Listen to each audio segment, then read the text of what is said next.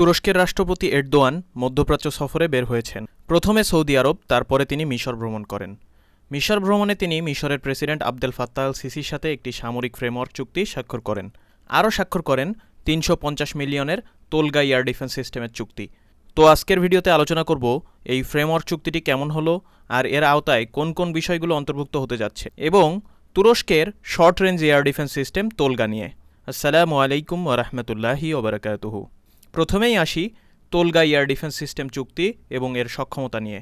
তুরস্কের অস্ত্র প্রস্তুতকারক company MKE, mechanical and chemical industry ও মিশরের ডিফেন্স মিনিস্ট্রির ভেতরে একটি চুক্তি স্বাক্ষরিত হয়েছে, যেখানে তুরস্ক মিশরের কাছে অ্যামুনেশন বিক্রি করবে এবং মিশরে এই অ্যামুনেশন তৈরির কারখানাও করবে তুরস্ক। তোলগা এয়ার ডিফেন্স সিস্টেম এবং এই অ্যামুনেশন চুক্তি সব মিলিয়ে মোট $350 মিলিয়ন। এই 350 মিলিয়ন চুক্তির আওতায় এমকেই ইন্ডাস্ট্রি মিশরে 150 millimetre long range artillery ammunition factory স্থাপন করবে। সাথে থাকবে 7.62 মিলিমিটার এবং 12.7 মিলিমিটার অ্যামুনেশন তৈরির সক্ষমতা। এবং এই অ্যামুনেশন ফ্যাক্টরির চুক্তির মূল্য হচ্ছে 220 মিলিয়ন, আর বাকি 130 million Tolga short range air defence সিস্টেমের জন্য, যাতে রাডার সেন্সর এবং ইলেকট্রনিক জ্যামিং সিস্টেম সবকিছু ইনক্লুডেড থাকবে। এখন আসি এই এয়ার ডিফেন্স সিস্টেমটির সক্ষমতা এবং প্রস্তুতকারক কোম্পানি নিয়ে। এই এয়ার ডিফেন্স সিস্টেমটি তুরস্কের MKE, mechanical and chemical industry corporation তৈরি করেছে। এটি একটি short range air defence system. এটি প্রথম জনসম্মুখে আনা হয় IDEF 2025 ইস্তাম্বুল অস্ত্রমেলায়। 2025 সালের শেষের দিকে তুরস্কের কোনিয়াতে এর লাইভ ফায়ার টেস্ট করা হয়, যেখানে এটিকে 100% সফলতার সাথে ড্রোন ধ্বংস করতে দেখা যায়। তোলগার প্রথম আন্তর্জাতিক ক্রেতা হচ্ছে কাতার। তার পরপরই এখন মিশরের সাথে চুক্তি হতে যাচ্ছে। তোলগা সিস্টেমটি সফট কিল এবং হার্ড কিল উভয় পদ্ধতিতেই কাজ করে। তোলগা মূলত পুরোপুরি একটি সিস্টেম। এতে মোবাইল সার্চ ট্র্যাকিং রাডার ব্যবহার করা হয়েছে, যার মাধ্যমে এটি 10 কিলোমিটার দূরত্বের শত্রু ড্রোন বা ইউএভি শনাক্ত করতে পারে, এবং শনাক্ত করার পর এক শক্তিশালী জ্যামার সিস্টেমের মাধ্যমে ড্রোনের সিগন্যাল বা জিপিএস সংযোগ বিচ্ছিন্ন করে দিতে পারে এটি, যার কারণে এর শত্রু ড্রোনটি আকাশেই অকেজো হয়ে পড়ে। এটি হচ্ছে এই সিস্টেমটির সফট স্কিল। আর সফট স্কিল দেখাতে অক্ষম হলে এটি তখন ডিরেক্ট অ্যামুনেশন বা ফায়ারিংয়ের মাধ্যমে হার্ড স্কিল সম্পন্ন করে, এবং 3 কিলোমিটার, 1 কিলোমিটার এবং 300 মিটারের ভেতরের লক্ষ্যবস্তুকে আঘাত করতে সক্ষম।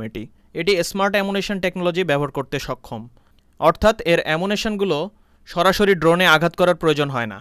ড্রোনের কাছাকাছি পৌঁছানোর পরে এটি ড্রোনকে ব্লাস্ট করতে সক্ষম। এটি মানুষ ছাড়াও নিজে নিজে গুলি করার সিদ্ধান্ত নিতে পারে। এটি ম্যানুয়াল, সেমি অটোমেটিক এবং সম্পূর্ণ অটোমেটিক মোডে চলতে পারে। এটি armoured vehicle, 4x4 armoured vehicle অথবা যুদ্ধজাহাজ বা এয়ারক্রাফট ক্যারিয়ারেও বসানো যেতে পারে। এক কথায় এটি হচ্ছে একটি পারফেক্ট ড্রোন কিলার। তো আপনারা বুঝতেই পারছেন যে তোলগা এয়ার ডিফেন্স সিস্টেমটি মূলত একটি short range air defence system, যেটি কিনা একটি দেশের মাল্টি লেয়ার এয়ার ডিফেন্স সিস্টেমের প্রথম লেয়ার হিসেবে কাজ করতে পারে। তারপরে আপনি মিড রেঞ্জ বা লং রেঞ্জ এয়ার ডিফেন্স সিস্টেমগুলো সাজাতে পারেন। আর বর্তমানে ড্রোন থ্রেট হচ্ছে একটি বড় থ্রেট। এটি মোকাবেলায় মিশরের জন্য একটি ভালো ডিসিশন হতে যাচ্ছে এই তোলগা এয়ার ডিফেন্স সিস্টেমটি। আমরা জানি যে 2013 সালে মিশরের ক্ষমতায় সিসি আসার পরে তুরস্ক এবং মিশরের ভেতরে সম্পর্কের টানাপোড়েন ঘটে। তুরস্ক তাদের রাষ্ট্রদূত মিশর থেকে তুলে নেয় এবং সিসির সাথে কোনো ধরনের বৈঠক করবে না বলে জানায়। কিন্তু ততদিনে মিশরের মতো একটি বড় শক্তিকে পশ্চিমা শক্তিরা লুফে নিতে থাকে। 2023 সালে তুরস্ক আবার মিশরের সাথে সম্পর্ক ঠিক করে এবং রাষ্ট্রদূত নিয়োগ করে। বর্তমানে আমরা জানি যে তুরস্ক এবং মিশর সোমালিয়া, সুদান এবং ফিলিস্তিন ইস্যুতে একসাথে কাজ করছে, এবং ইরান আমেরিকা যুদ্ধ বন্ধেও তারা মিডিয়েটর হিসেবে কাজ করছে, এবং লিবিয়াতেও মিশর একটু ব্যাকফুটে চলে গিয়েছে। তুরস্কের রাষ্ট্রপতি এরদোয়ানের মিশর সফরে তোলগা এয়ার ডিফেন্স সিস্টেম সহ অ্যামুনেশন চুক্তি ছাড়াও মিশর এবং তুরস্ক একটি ফ্রেমওয়ার্ক মিলিটারি এগ্রিমেন্ট সাইন করেছে। এই ফ্রেমওয়ার্ক মিলিটারি এগ্রিমেন্টটি কি, চলুন এ সম্পর্কে জানা যাক। এটি একটি সামরিক সহযোগিতামূলক চুক্তি। চুক্তিটি সাইন করেন তুরস্কের প্রতিরক্ষামন্ত্রী ইয়াসার গুলের এবং মিশরের প্রতিরক্ষামন্ত্রী জেনারেল আব্দুল মাজিদ সাকার। এটি কোনো অস্ত্র কেনাবেচা চুক্তি নয়, এটি একটি ভিত্তিপ্রস্তর চুক্তি, যার মাধ্যমে দুইটি দেশ দীর্ঘমেয়াদী সামরিক সম্পর্কের আইনি এবং লজিস্টিক ভিত্তি তৈরি করেছে, যার মাধ্যমে দুই দেশ সহজেই যৌথ মহড়া, গোয়েন্দা তথ্য বিনিময় এবং একে অপরের প্রতিরক্ষা শিল্পে বিনিয়োগ করতে পারবে। গত সেপ্টেম্বরে তুরস্ক এবং মিশর মিলে নৌমহড়া করেছিল ভূমধ্যসাগরে। এই চুক্তির আওতায় এ ধরনের জিনিসগুলো আরও সোজা হলো। এই চুক্তির মাধ্যমে তুরস্ক এবং মিশর দীর্ঘদিনের দুঃসম্পর্কের ইতি টানতে যাচ্ছে, এবং সম্পর্কে স্বাভাবিকরণ প্রক্রিয়ার একটি বড় ধাপ এটি। একটি দেশ মিশরকে তুরস্কের সাথে এই ধরনের চুক্তিতে থ্রেট দিচ্ছে এবং তারা এটিকে ভালোভাবে দেখছেন। তারা বলতে চাচ্ছে কোনো মতেই এ ধরনের সামরিক চুক্তি এই এলাকার জন্য ভালো হবে না। আপনারা বলতে পারেন সেই দেশটি কোনটি? কেন তাদের এই মাথা ব্যথা মিশরের সাথে?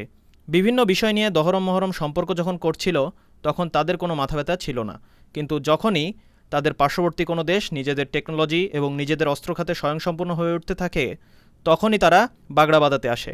আপনাদের মতে তুরস্ক এবং মিশরের এই চুক্তিটি আপনারা কেমনভাবে দেখছেন জানাতে পারেন আপনাদের মতামত আমাদের কমেন্টে। আর কোন কোন দেশের এ ধরনের চুক্তি করা উচিত বলে মনে করেন আপনারা সেটাও জানাতে পারেন আমাদের কমেন্টে।